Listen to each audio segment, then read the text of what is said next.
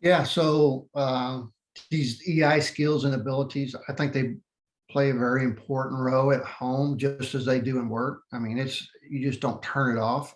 I think that if you are very competent in these skills and you learn about them, that it will help your relationships at home, right, with your family. Because a lot of, especially when you become new a police officer, the cop is the job, you are the job, right? And the job really takes over.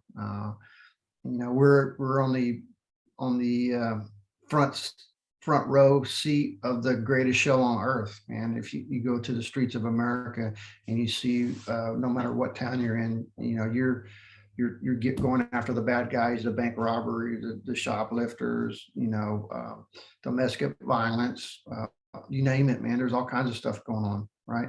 So as a response in our training, police are hyper vigilant, right?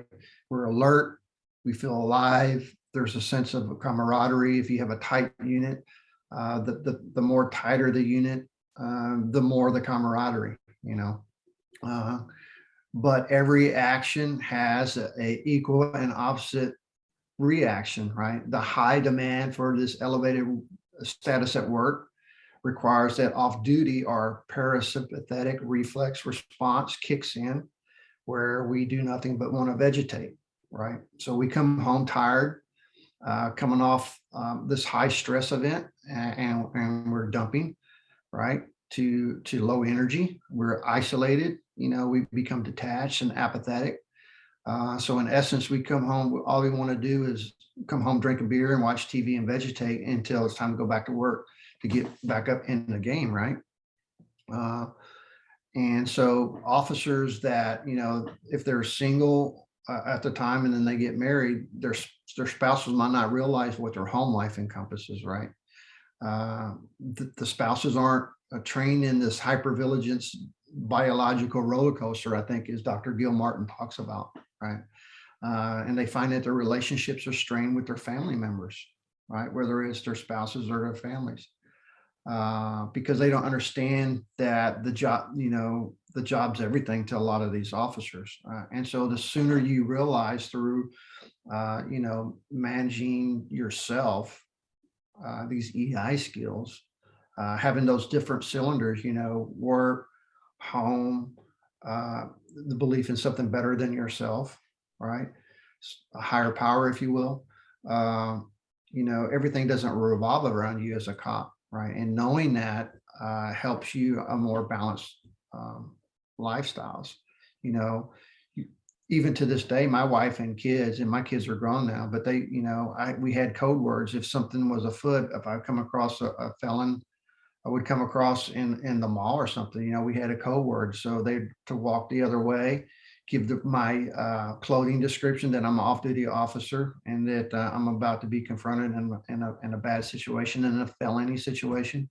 Any kind of minor stuff I'd try not to be part of because it just wasn't worth it to my family. And, but even to this day, that hypervigilance at home, my wife to this day knows when we go to a restaurant, sit down, I've got my back to the wall so I can watch the entry and exit, because of the hypervigilance that's just part of my life after 29 years of law enforcement, right?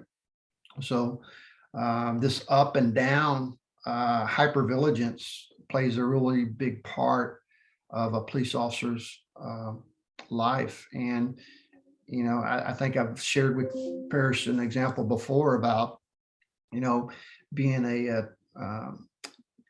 a fatality supervisor, a traffic supervisor, where there were some children that were killed in a alcohol related accident.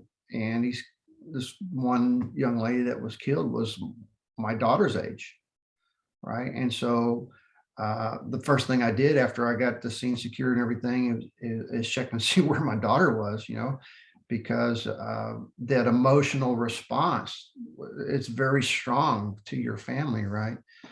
Um, so having those skills and being able to recognize them plays a vital role at home just as it does in work. right? And having the knowledge and having the ability to know you're at home and say, hey, I'm not at work anymore. Take a deep breath. I need to spend time with my family and not just veg at the table and watch football, right? Because they need your time, right? You got to spend time with your children. The better your relationship's going to work, and being able to explain these things to your wife and kids, and letting them know to a certain amount what you're dealing with, so maybe they understand, right?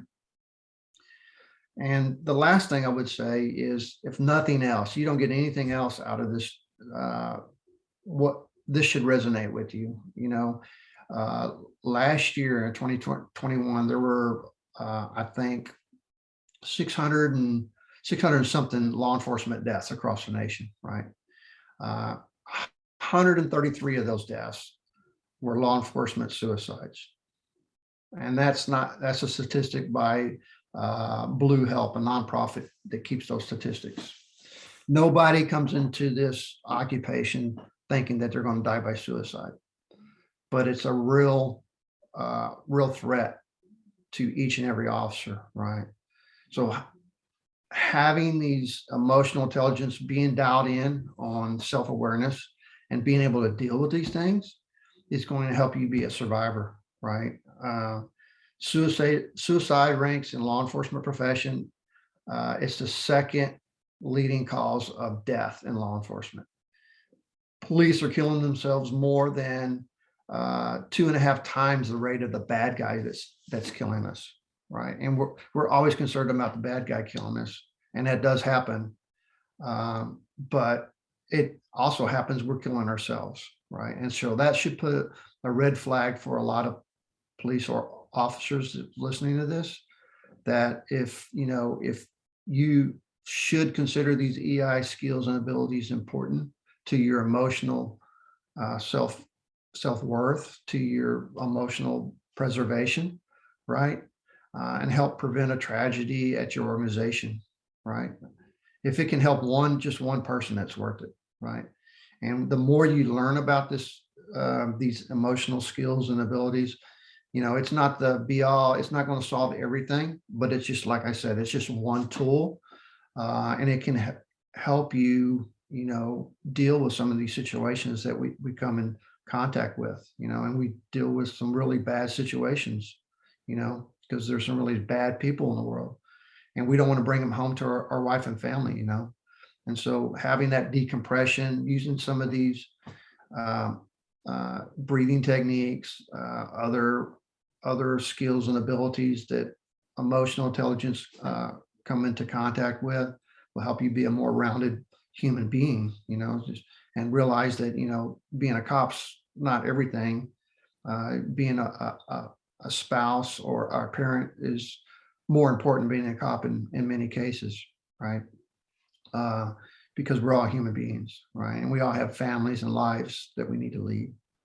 So I hope that some of these techniques that Paris talks about will help you in your agency, help you be a good decision maker at your organization, and help you be a good role player to your subordinates, and be a good leader by example, but more importantly, help you be a better parent and a better spouse when you go home.